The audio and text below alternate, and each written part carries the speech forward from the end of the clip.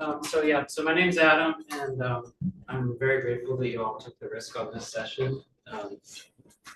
It means a whole lot for me to be here, and probably if you're anything like me, leading a farm in weather like this is no small undertaking, and there are probably lots of folks at home who are pulling some weight so that you can be here. So this is keeping all of them in mind. And yeah, let's see if we can do something useful together. So I wasn't going to tell this story because it just happened, and so this is it's about this coat that I'm wearing. So 2 winters ago at the NOFA New Hampshire conference, I met an old man who was wearing a tweed coat like this, and he came to my session, the session that I led with my friend Sam, and he said, I don't know, his way of being, he was one of the elder farmers in the state, and towards the end of the day, we were in a couple of sessions together. He came to me as we were going to part ways, and he said, well, make sure you come visit, Adam. And then he leaned in close and he said, have you ever looked up the definition of the word consumer? And I said, I have. And he said, not good, not good. Chuck's 83. He's at Tuckaway Farm. And so when I was going to come down here, I wanted to bring the farm puppy with me, and the hotel wouldn't take the puppy. And someone said, go stay with Chuck. He's not that far away. So I called him a week ago, and he said, oh yeah, come on over. So I got to stay with Chuck last night. And his son Dorn has published a book called Regeneration, and it's quite a family. They've been farming there for quite a few years. And this morning, as I was having coffee before I was going to leave, I had written a story about meeting Chuck that I called The Old Farmer Man in Tweed. And I send out stories every week through Substack. And he had heard that from his daughter, that I had written a story about it. And he came down this morning and he said, Adam, I thought you might need a tweed. And so he pulled this out of his closet, and it fit me perfectly. And so I tell that just because anything that I have to say here is just some sort of combination of all of the wise things that have been said to me. And so all those elders and all those mentors, most of whom are dead now, who took care of those cattle and those sheep, made sure they were passing on something useful to the folks who were going to come around at some point looking for something to eat. They're on my shoulders, and they're probably weighing on your shoulders too. So can everyone see the image that's here? I'm going to hold it up for the folks who are watching from there. It's a very simple image. That's the only visual that I'm going to have today. And I go and talk to college kids sometimes, and I've taken to starting with this, and so we'll try it here with you all. Who knows what community service is? Most people. Can someone throw out a quick definition of community service? It's pretty hard to define. Like, what is it? We don't actually need a definition for it. So that's what this small circle represents.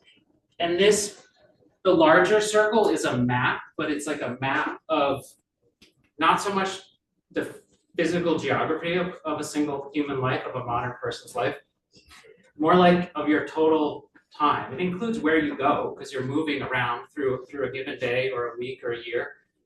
But so in the map of your life, this is called community service in here, in this little tiny circle. Like, you might get to go there 1 hour a week, 2 hours a week, 1 hour a year, like 2 hours in your whole life to fulfill your hours for college. So what word or words would be used to describe the rest of this here? Rat race. Just throw them out if you got them. Existence. Survival. Coexistence. Real life. So I was with some college kids, and one of them said, making money. And then the teacher said, self-service. And Anyway, the point is that we don't usually need words to describe what we do most of the time, like the water we're swimming in, right? We need a word for nature once we're not part of nature anymore. You've heard people say that before. It's pretty accurate if you look at the way language has changed over time. So, but what would happen to you if you spent too long in here? What might happen to you? You forget about everything else. Would there be any risks associated with spending all week doing something?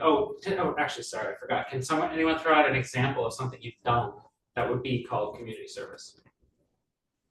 Service on town boards or other kinds of organizational boards. Food pantry. Volunteer time. Shoveling your neighbor's sidewalk. So would there be any risks associated with just deciding you were going to just do that all day long, all through the week? Paying rent. Eating it. Or not doing things for yourself. Keep yourself sustained too.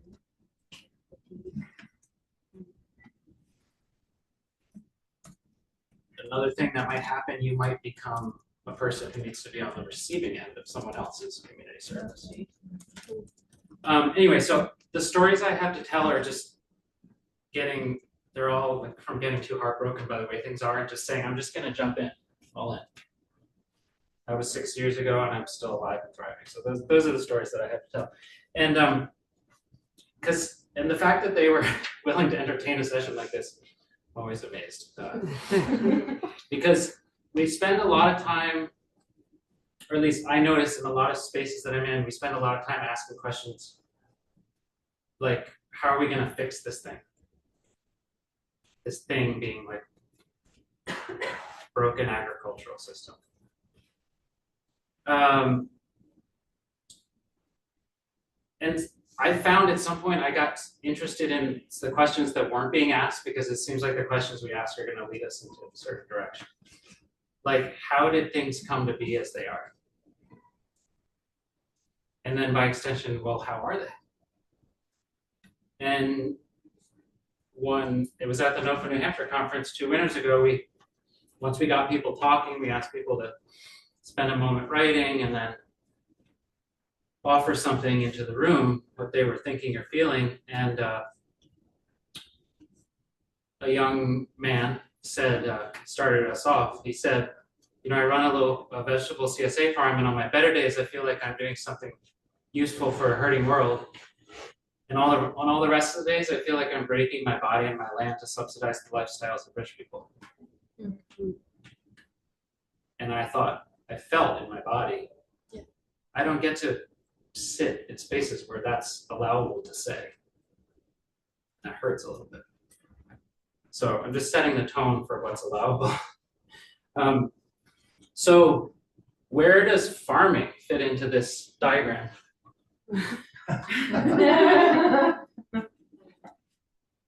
Where does food growing, where does sharing food with your neighbors, where does it fit in? We don't have to answer it.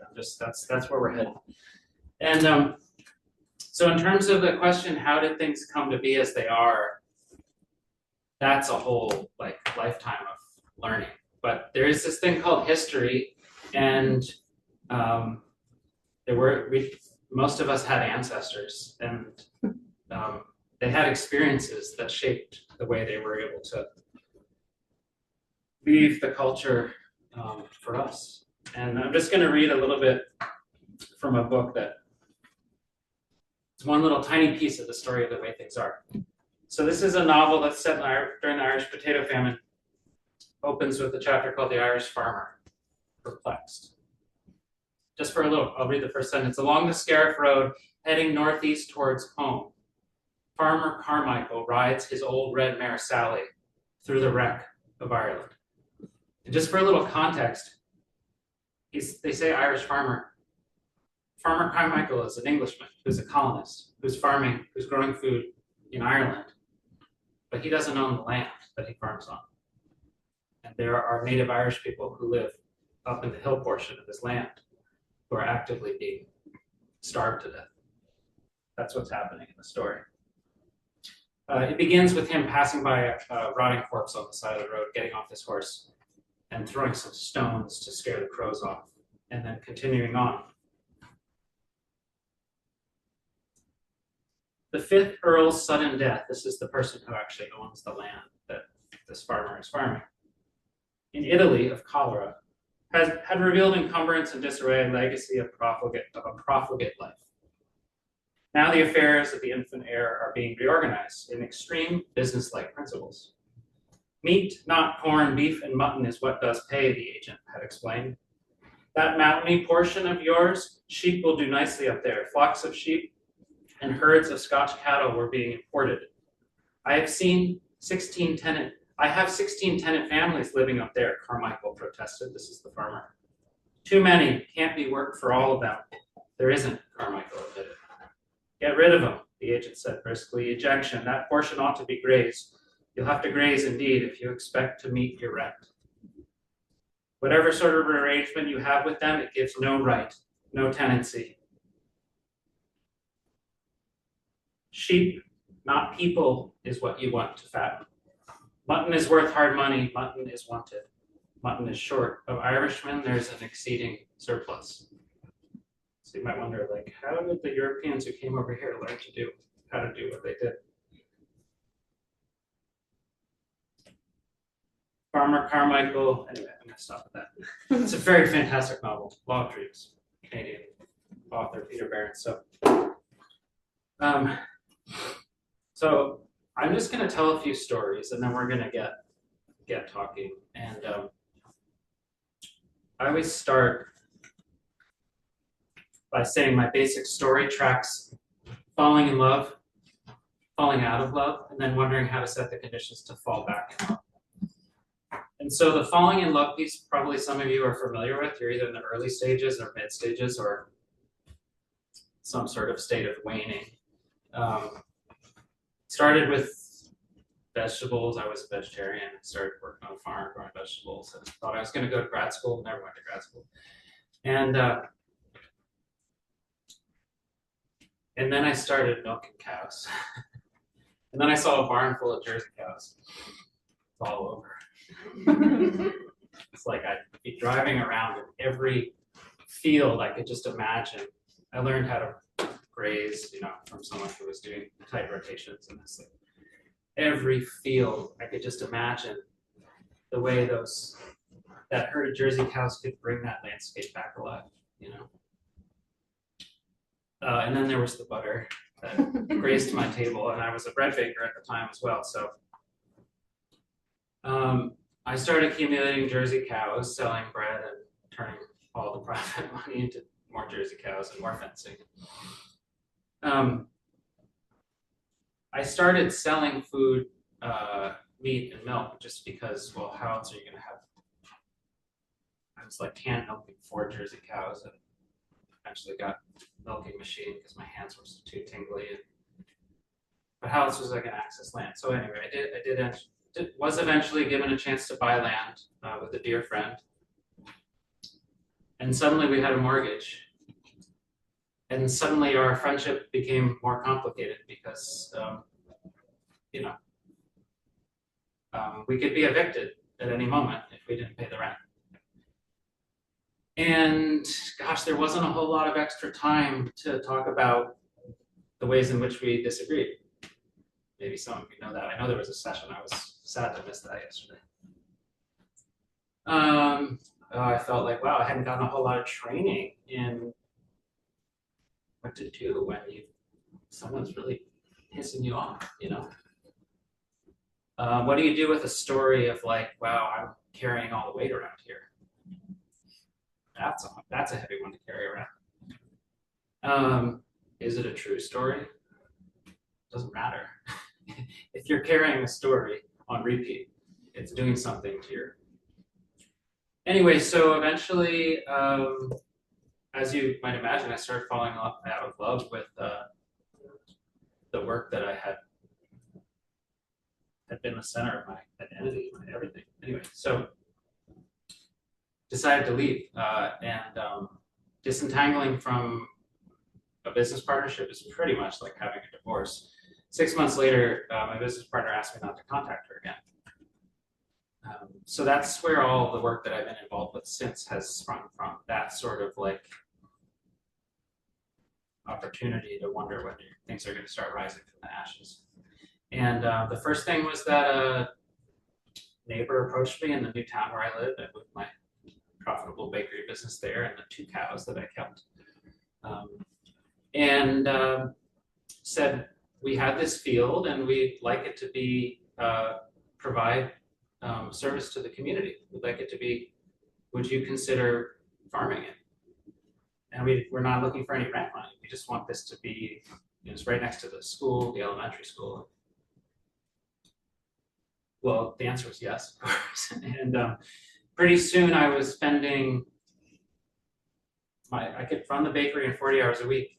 And pretty soon the community farm project was like, well, I'm pretty young, I have energy. It's like another 30, 35 hours a week, no problem. Because all of a sudden, all different neighbors are helping with grazing, we're experimenting with making hay with size. We started putting on these community suppers at the town hall, calling them gratitude feasts. Everyone in town was invited. There was no charge for the meal. This is all like, this circle was just like getting bigger and bigger. But I was still like netting $60,000 a year selling bread. And I was baking with local grain, and it meant a lot, but I was like giving away more and more bread. Like after deliveries, just how many neighbors can I stop by and make sure they get a loaf of bread on their counter because they're so involved with my life. So, and then the pandemic arrived, and actually fell and broke from my loft bed and broke my rib on the day the pandemic was announced. Like, pay attention right now. And within a week, I was asking my neighbors if they would go for a walk with me, and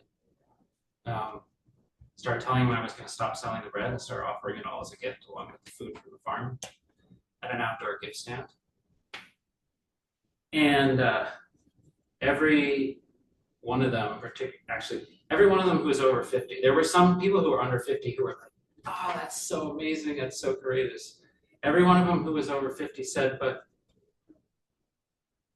what's gonna happen to you, or who's gonna take care of you? And these are people with whom we've been, I'm gonna backtrack just a tiny bit and say these gratitude feasts involved so many people in town, helping with the cooking, setting up the town hall.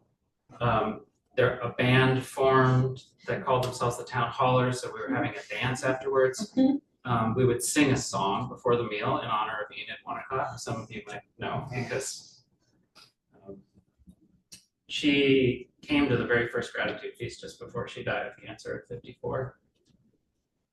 So, as you can imagine, there was a lot of joy and meaning emerging from this rapidly expanding community service quadrant. And the most amazing thing happened at the first gratitude feast, which was, I did not have any sense that this was coming toward me. And so much of my work has been inspired by this, because I got to see it. Like some things, once you see them or hear them, you can't unsee them or unhear them.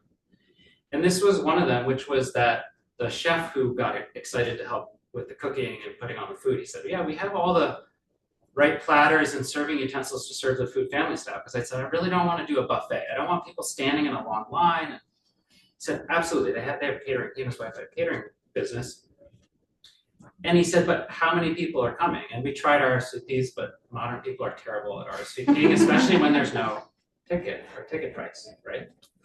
And I said, maybe 60. Anyway, on the day of the feast, 90 people showed up. And so luckily there were more chairs upstairs. We could pull down more chairs.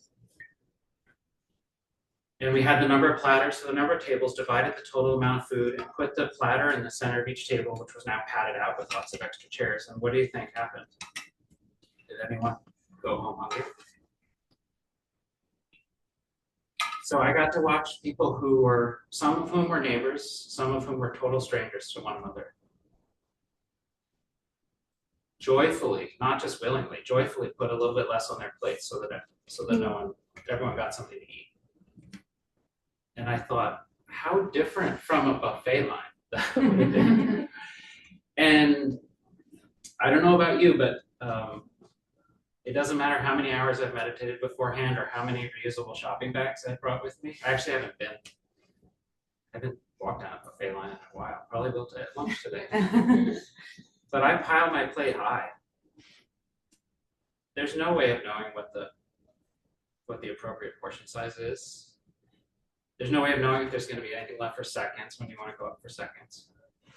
And then I thought, wow, the all-you-can-eat buffet line makes a pretty decent metaphor for the grocery store aisle, or really any store aisle or checkout line. There's no way of knowing what the total amount is that's to be shared. So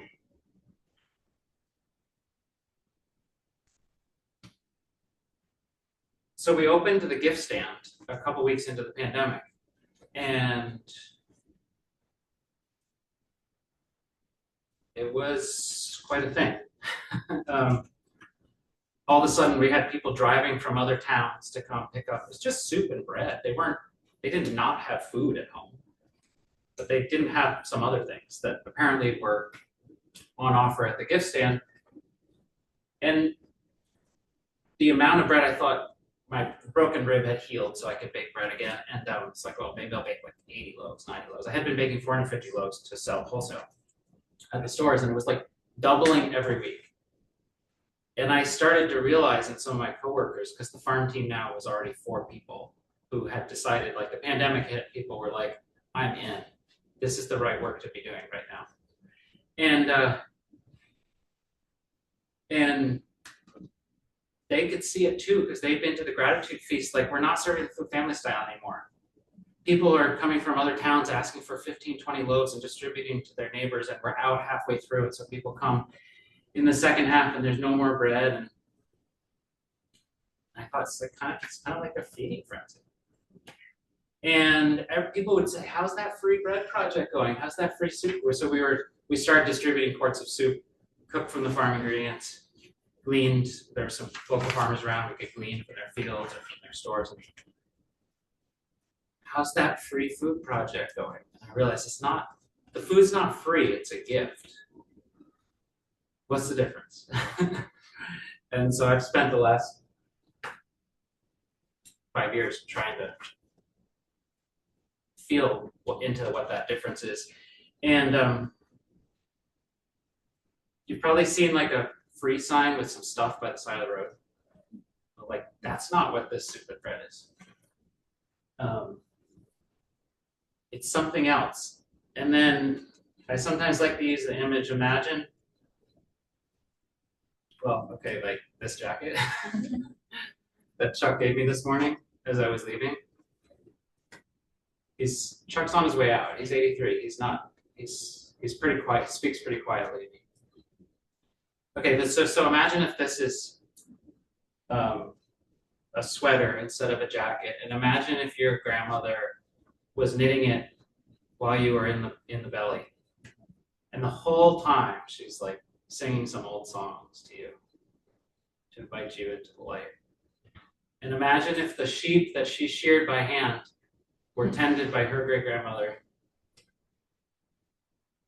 And so that sweater is so full of stories. It keeps you warm in a different way than the sweater that you got from the free pile on the side of the road. So what does it mean to receive a gift? And what do we do on the day after? And I don't have any answers to those questions, but I'm just going to tell one final story and then we'll get into it. So one of the problems that came up pretty quickly, well, we put out a little card to say this bread isn't free, it's a gift. And we just tried to describe a little bit what we were inviting people into. And instantly the bread numbers like leveled off, and even it like started to come because people could suddenly feel the weight of it. And they were like saying the thing that I hear again and again and again when people are, I mean, I actually take, sometimes if I haven't met a neighbor, I'll knock on their door and take a little box of grass-fed beef from the farm. I take beef because a lot of folks aren't familiar with lamb. So I know they're gonna like beef. I live in the Adirondack, on the western side of Lake Champlain in New York. Adirondacks, pretty working class, conservative area. Everyone loves beef, let me tell you. Very few vegetarians over there. It's really convenient for serving community suppers.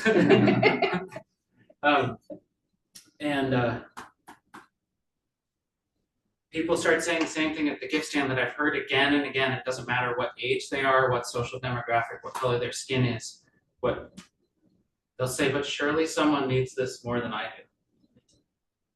I've never heard that once in the grocery store. I don't know if you have, but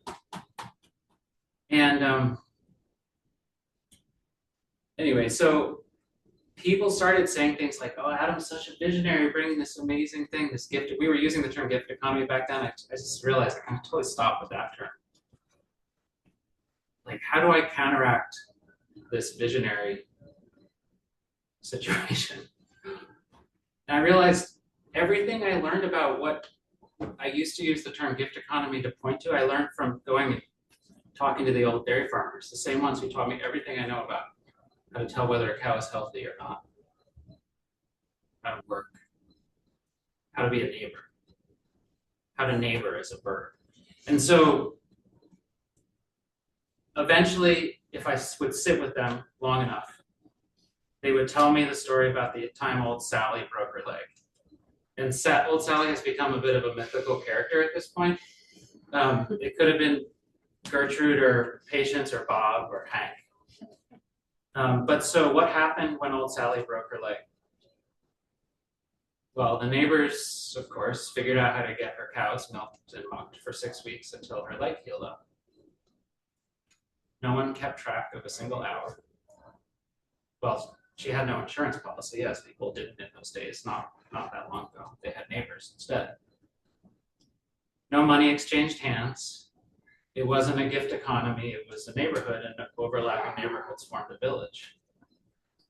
And these are like traumatized people who fled Europe, who are trying to build a life next to other people who fled a different part of Europe. And they still somehow knew how to do this thing, which is like take care of this spinster farmer lady. And so the first thought might be, or my first thought when I started to hear these stories was, well, gosh, how incredible to have neighbors who are so generous like that, like to live in that world. But I actually have found over time the more difficult thing to imagine is to be old Sally. So put yourself for a second in her shoes. She's sitting on her porch with her leg up, watching her neighbors perform hundreds and hundreds of hours of something that fits in that little circle that she's not going to be allowed to pay back. Like the sense of worthiness that might have been required to receive in that way. And it struck me over time that one thing that those old dairy farmers knew is that if they weren't willing to need help and ask for help, there would be no neighborhood and there would be no village. I'm not saying it was easy for her. Some people have pushed back on me like, yeah, that probably sucked for her. Yeah, it probably did. But she got to live in a world where, and then there's a lot of questions around, well, how did she feel worthy enough? Like, what had she done in the preceding weeks and years such that she could imagine herself as someone, well, all her neighbors, they were carrying so much gratitude for her. They were like, thank goodness she finally broke her leg. Because she's been dropping pies off for years and didn't need a lick of help from us.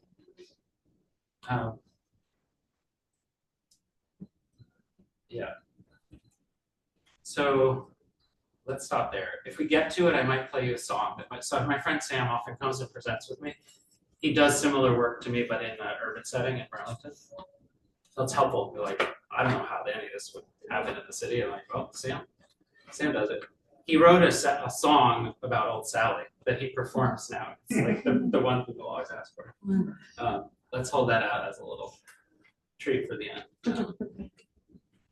So I'd love, rather than just like jump right into the conversation, I'd love for people to take just a minute quiet and write if you'd like. Just anything that's, anything that's been stirred up by any of this. I often invite people to write words down that would point to a longing that you might be carrying that you don't often say aloud. Sorrow, something that a grief that you're carrying.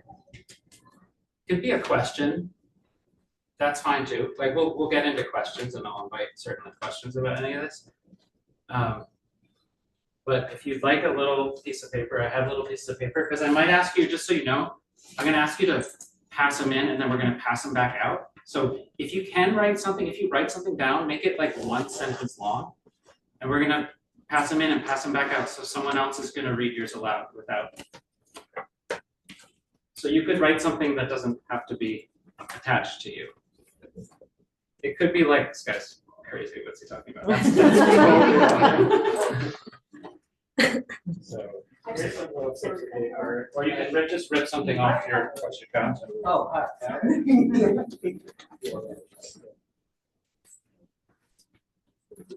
This is just an invitation I had in my bag that I put in the neighbors' mailboxes at some point. It's one of 1,000 little things I printed out.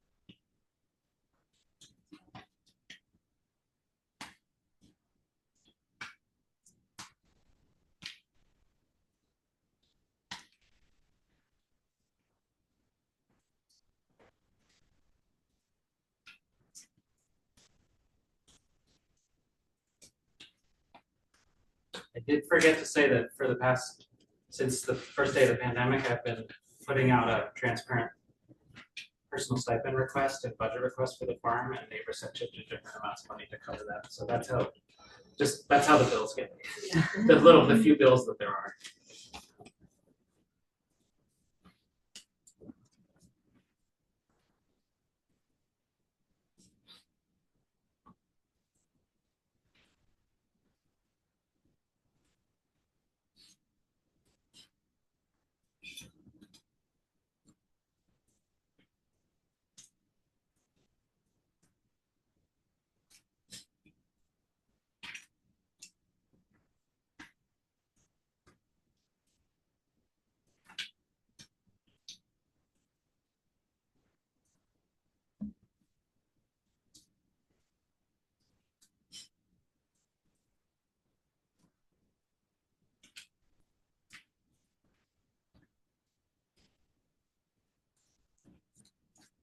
Got something to pass.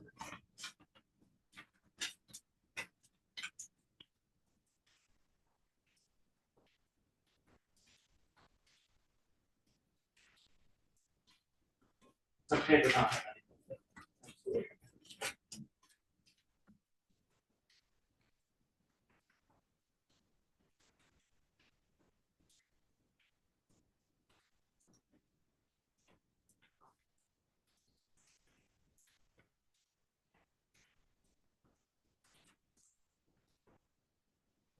Oh, sure, thank you.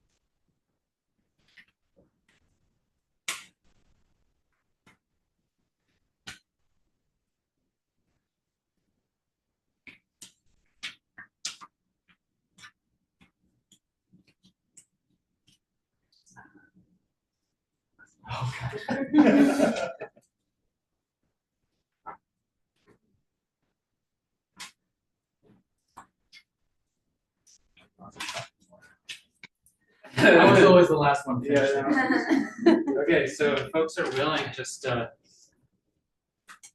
no particular order, just we might bump into each other, that's okay. Hard to know how to have conversations like these, so just start reading out if you will. Why does tight community feel so So what? unattainable? Thank you. I grew up loving James Harriet books and wanted to be a vet my whole life until I was around 20, and a series of events led me to realize that the sense of community in those books was what I had really fallen in love with. So I started searching for that in my life instead. We're not supposed to spend as much time alone as we do. Reciprocity does not require feeling worthy, but reciprocity is worth. I worry about the nourishment of strangers, and sometimes it's consuming. Mutual aid feels like what neighboring used to be. Mine was similar to yours. It says worth and love are built through daily interactions and reciprocity. What does it mean to want something? How do you tell when you're content? To want something? The must-do chores to keep animals alive and healthy come at the expense of my own mental and physical health. Stronger together with shared goals, working in partnership to make a My neighbor Suzanne is my old Sally. The learning has been profound. Now I feel betrayed by this country. My neighbor's an immigrant. I'm not sure what comes next. Can two circles of different sizes merge to become one? Or said another way, how does the circle of community service and the circle of everything else become one? I feel a longing to get better at receiving help, to be fully interdeveloped, dependent in all directions. I wish to feel more worthy of receiving care. I wish to see with clearer eyes the ways that love and care is shown to me, and to accept that more openly. I ache for people in places who might never feel the possibility of a type of connection like this. One where food is a sense of belonging to everyone and everything. I feel sorrow for not always feeling able to talk about food and wildness and connection.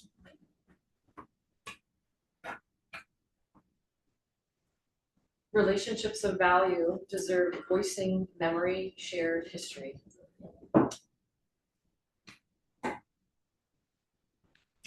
Willingness to receive or lack thereof is home to loneliness.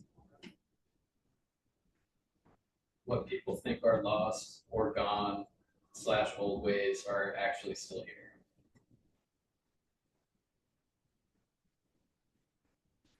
How to gain trust from community members who you don't personally know.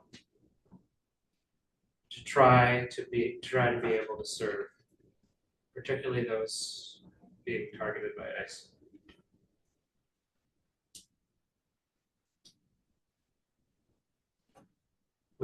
Would folks who are back there be willing to come in and just join the circle? there's a couple open chairs. We still have like 15 minutes to get into conversation, so we can see everyone's faces. It's an invitation. So obviously, like, we could talk about this kind of stuff for the rest of our lives, and I hope that we do. But we have like 16 minutes or so. So I'm gonna mostly invite you to ask questions rather than like, if anyone wants to sit together at lunch, we can like talk about it. But I'm gonna mostly invite you to phrase things as a question, just so we can keep moving back and forth. I'll promise to respond in not long-winded ways.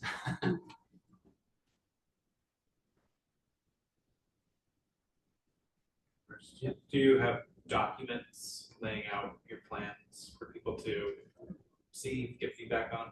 I have a book, manuscript, first draft, that's interestingly being considered right now by the folks at Milkweed Editions, and their offices are in downtown Minneapolis. And they told me they were going to try to let me know by the first week of February. Might be. Yeah, exactly. A great publisher though. Yeah.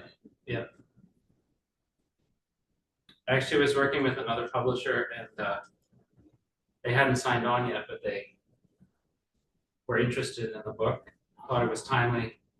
And then I told them I wasn't willing to get paid for writing the book. And they ended up dropping the project. Because they said, our marketing team can't imagine how we really rely on authors to help promote the book. They can't imagine how you would be motivated to help promote the book if you weren't getting a cut of every book sold. And I said, that's kind of what the book is about. The marketing team hadn't read it.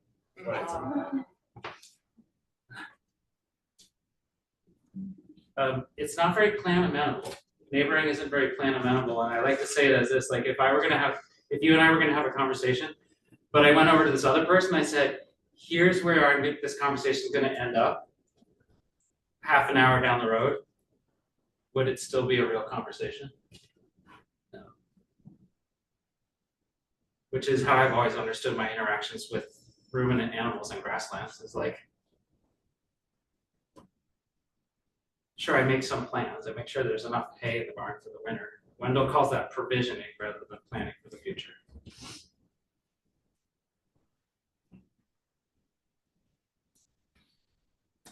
I'm curious, the people who say someone else needs this more than I do you think those people supplement, like, do you think that they go buy more food elsewhere because of their interaction with the farm? Yeah, they're just fully grocery store dependent, and the way I make meaning of that, I mean, as most of us are. I haven't been to a grocery store in quite a few years, but I understand that's a bit of an exception.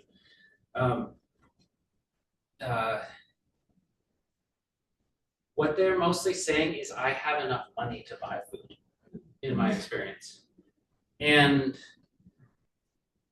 But there's something that I think is a little more subtle that's happening there, which is suddenly they're thinking about everyone else. They're trying to they're wondering, is everyone else being fed and sustained before I fill my plate? It's not all that different from what happened at the gratitude feast with the platter. These are just people who aren't currently sitting across from them. And I like to think of it as like, suddenly in the presence of the gift, this like ancestral village mindedness just sort of emerges from nowhere. Suddenly it's like, wow, how's everyone else doing?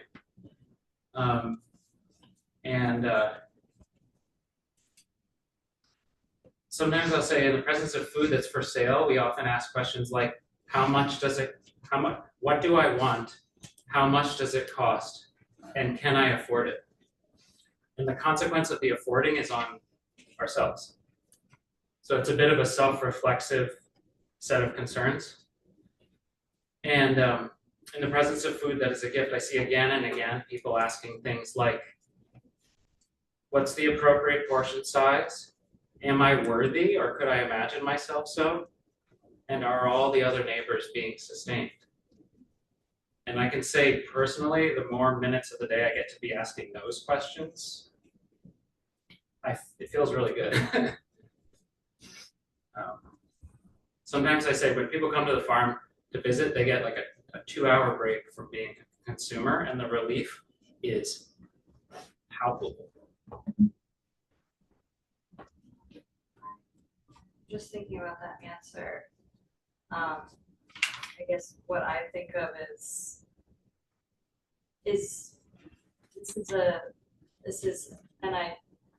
this works in conjunction with people being like, people need this more than me.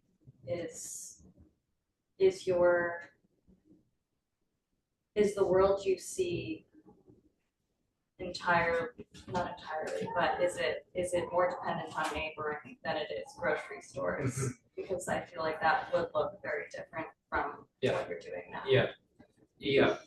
Sometimes I say we're just practicing for the day the grocery store stop having food on the shelves. And that actually, like, the agricultural techniques that we're going to need on that day are a small portion of the skill set.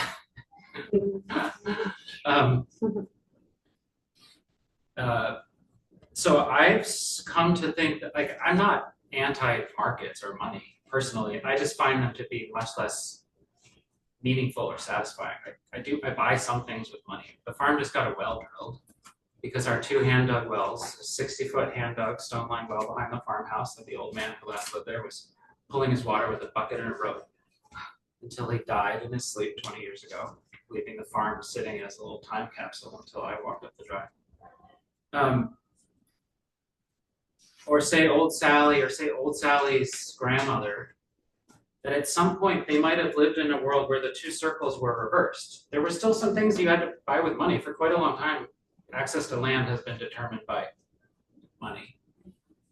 Trip to the farrier for shoes for your horses, pound of flour, sugar wasn't being, except for maple, the maple variety wasn't being, so, but that would be somewhere you went for a little while asking, what do I want and can I afford it and what's it going to cost me and all that, those kind of, but that you got to leave there pretty quickly and go back to, what do we call it, like the real world, you know, where the maple tree in your yard doesn't charge you, doesn't ask you to pay for tapping that syrup, that sap, but asks to be sustained, to be kept in mind.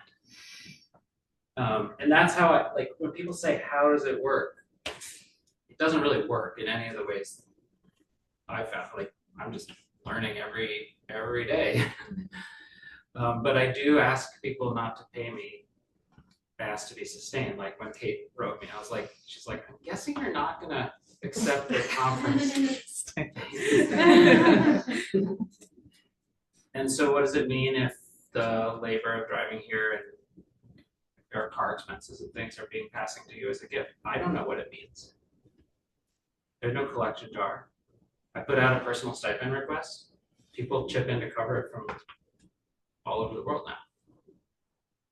People send in money from Australia who read the stories that I put out into the world and feel like sense themselves as having received some sort of nourishment from them. So I've thought about this for quite a few years. Start thinking about money as an energetic property. It has a certain stickiness to it, and the stickiness happens from a void that's within us, or fear, or something like that. And it sort of like gloms onto you like peanut butter or something like that. You just can't get it off of you. So having the thoughts around how do we not rely on money to isolate us from our fear of loneliness, aloneness, not helplessness, all of that kind of stuff, right? That's a lot of us, and you can see the extremes in the billionaires, right? Where there's certain like definite personality disorders that are driving this, like sort of glomming on to stuff, or it's like empty calories. You know, I get food that is nutrient dense and rich, and you eat a little bit because that's enough, or you can eat empty calories and you never stop, right? Because your body never says, oh, I actually not gonna eat. So on a spiritual level or energetic level, money is like that. And so my question to you is like, I find it interesting that you say, I don't want to get paid, because you're almost rejecting sort of that, the possibility of engaging with the stickiness. And I think there's something interesting there. So I would like to hear more about what you It's more the immediate prescribed reciprocity that is payment. I'm asking to be kept in mind, which is different, way different with you guys than with the neighbors who lives next door, who I just dropped off a whole bunch of farm chili the other day at the snowstorm and shoveled the old folks' walks, and they're probably gonna take a look at the well bill next month once that's all sorted out. The well drillers had to drill 900 feet to get water. We were hauling water for the livestock starting on September 10th until we got a little bit of rain in November. One neighbor lent this tanker truck. He was at the farm within 2 hours of my call on the day that the well ran dry, picking me up to take me down to his shop to get this tanker truck roadworthy. And we had water in their water tub 4 hours later, and he could have been doing many other things other than helping me for no charge.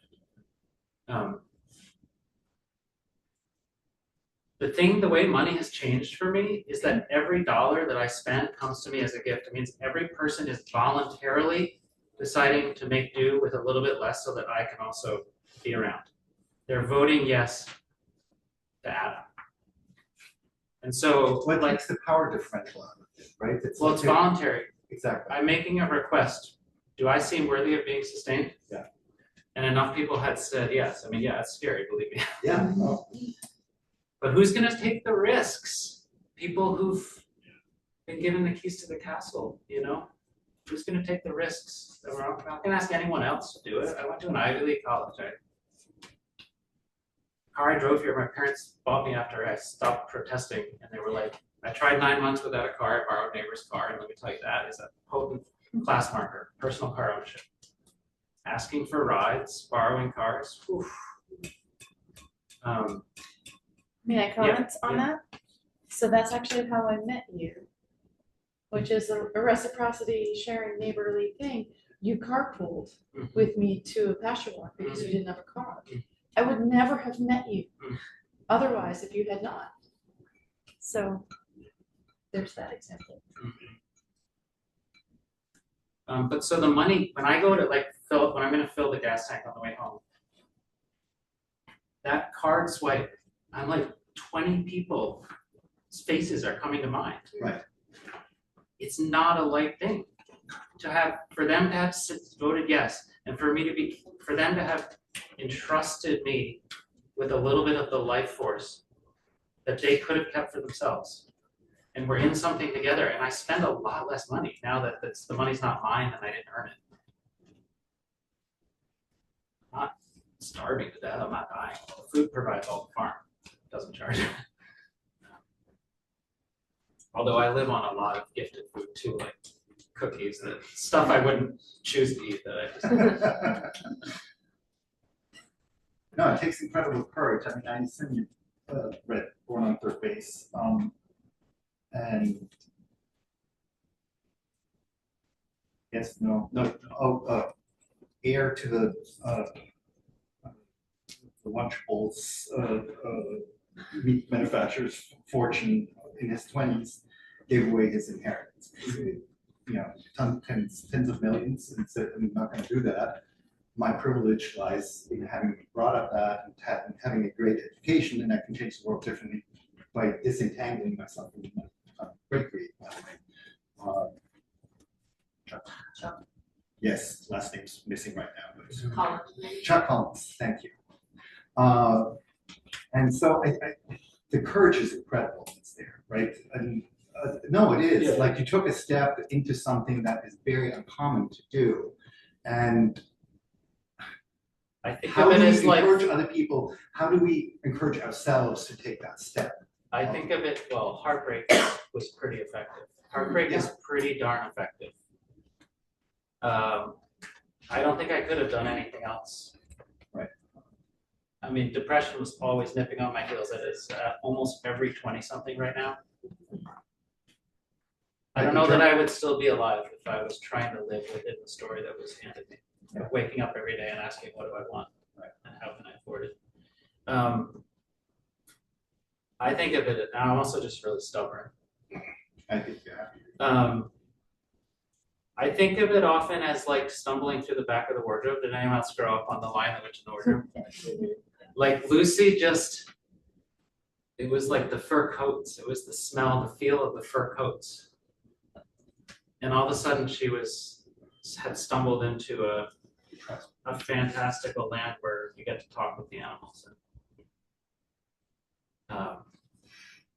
So she had to go back out. It's right over here. It's right on the backside of every ordinary interaction. We're already doing it. That's the thing. Like, how many of you in the last month have gone over to someone else's house for dinner and gotten up from the table and said, I just am not willing to walk away having to feel grateful for you, and stuffs $40 in their pocket. Has anyone done that? It would be an act of cultural violence. You know, like, we know how to do this stuff.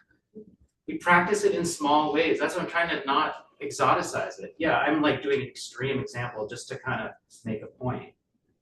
It's like a plea, like a protest plea. Like, so has anyone read Braiding Sweetgrass? Robin did read his book. Yeah. I always say, well, so when I read that, you know, lots of things happened inside me in my imagination. But one of them was that it was hard for me to imagine that given the ancestral stories that I carry, that I could be included in that sort of beauty that she's describing. She calls it the honorable harvest. I mean, and so I always say I added my name to a social demographic I read Braiding Sweetgrass, and I have no idea where to begin. And it was the sheep flock that they were like, we know how to, come on. Because we had just said, the founding ewes of the gift flock were just said, nothing from your bodies will ever be sold again. And then they just showed me what to go. We let them all over town grazing unused fields, and there is this one story. So I got the idea because we borrowed a ram from Shelburne Farms who was halter trained, and I had halter trained my milking cows, but I never thought about halter training a sheep. Sheep were super new to me. But it made sense grazing over town, do slaughtering and butchering in ourselves. And I'm like, oh, I could halter train a sheep. So I halter trained Glennis, who was clearly the flock matriarch. It's like, because we're going to have to go. We're outgrowing the fields that they could walk to inside a fence. We're going to gotta go. And I had gotten to go over to Europe, to the Alps, and they're like, what animals are walking all over the place over there with no fencing. Well, if they can do it, we can do it in our little town. This is Huntington, Vermont. And the first, I mean, you can imagine there's a lot of fear. I don't know how many of you like run your animals on the road without fencing, but if you want to get your heart, if you want to feel alive, it's like, and we had no dogs, but the flock always wanted to come with me, especially, you know, like sound of alfalfa pellets in the bucket. Also, never tasted alfalfa pellets in their life. It's just like sounds like it's like the opening of a bag of potato chips. It's like everyone knows something good stuff. And the moves went pretty well, but on the third time, Glennis, she stopped and she started shaking her head, totally protesting the pressure of the halter on her face. And the whole rest of the flock and all the other neighbors who were helping with their reflective vests and their running shoes were gone. And they're way past us. And I'm looking at Glennis, like, what's wrong this time? I can't tell you that she said this to me, but it seemed pretty darn clear. She was like, take the damn halter off. I'm not running away from you. I'm in this with you. And it makes a pretty decent image for what we could do with one another as humans. Like, we don't have to actually control and possess one another to be worthy of being in relationship. And the cattle joined the sheep.